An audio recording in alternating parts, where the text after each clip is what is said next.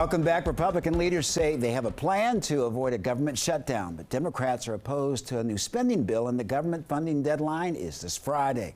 President Trump expressed confidence in House Speaker Mike Johnson's bill. It's a continuing resolution, or CR, that would keep the government funded through September and boost defense spending while cutting non-defense programs. Johnson's plan to hold a vote on the CR Tuesday. Also happening now, D.C. council members say that a temporary funding plan aimed at averting a government shutdown would be catastrophic to D.C. residents, forcing the district to upend its budget right in the middle of the fiscal year. D.C. News Now's Mariel Carbone joins us live on Capitol Hill for us, where council members just got done speaking about the issue. Mariel, break it down for us.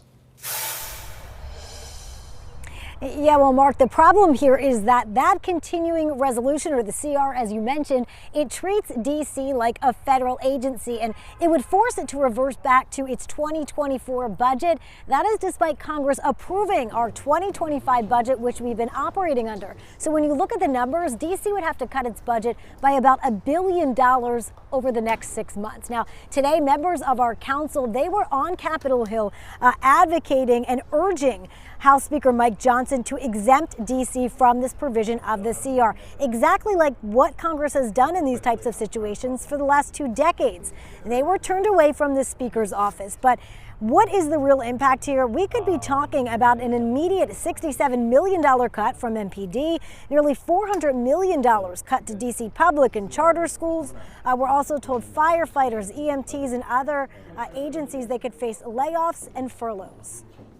$1 billion over a year is a problem, but this would be $1 billion over half a year, and that's a significant problem. I mean, it's like taking a catastrophe and doubling it in its damage.